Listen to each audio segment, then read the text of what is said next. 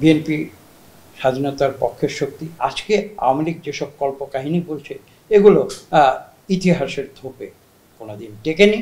বাংলাদেশের ইতিহাসে একটি কালো অধ্যায় ৮০-র দশক। বিএনপির পাকিস্তান প্রীতি কবে ছিল, কখন ছিল সেটা তো আমার জানা নেই। বরঞ্চ কয়েকদিন আগে আমরা পত্রিকায় দেখেছি যে পাকিস্তানিরা নাকি বর্তমান সরকার যেটি বাংলাদেশে আছে তাদের উন্নয়নের প্রশংসা করেছে এবং সেটা নিয়ে আওয়ামী লীগ সরকার উল্লসিত হয়েছে। তাহলে পাকিস্তান প্রীতি কাদের? পাকিস্তান প্রীতি কি আওয়ামী লীগের না বিএনপির? সেই পাল্টা প্রশ্নকে আমি আপনাদের জিজ্ঞেস করতে পারি।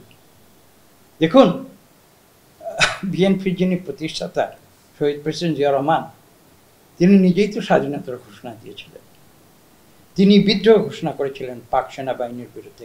নিজে একজন পাকিস্তানি সেনাবাহিনীর সদস্য হওয়া সত্ত্বেও সম্মুখ সমরে যুদ্ধ করেছিলেন, যুদ্ধে জয়লাভ করেছিলেন।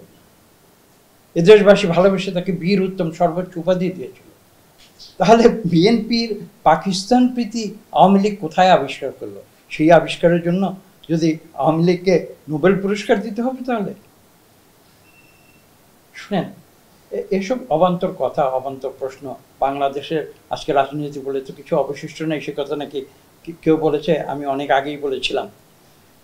বিষয়টি এখানে নয়, বিষয়টি হচ্ছে যে আমরা যদি সত্যিকার অর্থে বাংলাদেশকে ভালোবাসি, আমরা যদি বাংলাদেশের যে আদর্শ এবং উদ্দেশ্য স্বাধীনতায় বিশ্বাস করি, আমরা যদি বাংলাদেশের যে মৌলিক যে অঙ্গীকার গণতন্ত্রে বিশ্বাস করি, তাহলে কিন্তু আজকে যেসব বিষয় নিয়ে দ্বন্দ্ব হচ্ছে, বিভিন্ন বিবৃতি আসছে, এগুলো কিন্তু সম্পূর্ণ অবান্তর হয়ে যাবে।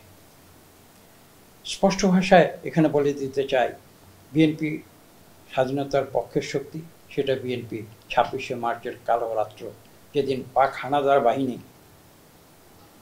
হায়নার মতো বাংলাদেশের তৎকালীন পূর্ব পাকিস্তানের নিরীহ জনগণের উপরে অস্ত্র নিয়ে ঝাঁপিয়ে পড়েছিল।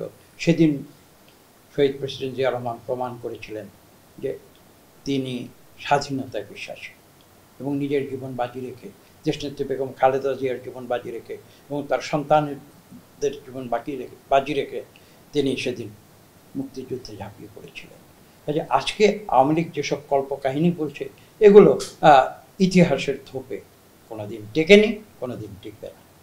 এখন দেখুন, জাতীয় পার্টি কিভাবে সৃষ্টি হয়েছে এটা বাংলাদেশের মানুষ জানে। জাতীয় পার্টি গৃহপালিত বিরোধী দলের ভূমিকা পালন করেছে, এটাও বাংলাদেশের মানুষ জানে।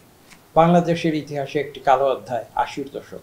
সে ৮০-র দশকের সত্যিকার ইতিহাস, তার পেছনে কারা ছিল, কারা এনে এরশাদকে বাংলাদেশে রূপা আমনের মতো প্রতিস্থাপন করেছিল, সেই ইতিহাস বাংলাদেশের মানুষ ঢাকা বিশ্ববিদ্যালয়ের পলিটিক্যাল সায়েন্সের মাস্টার্স ডিগ্রি না থাকলেও তারা কিন্তু সবাইগুলো জানে।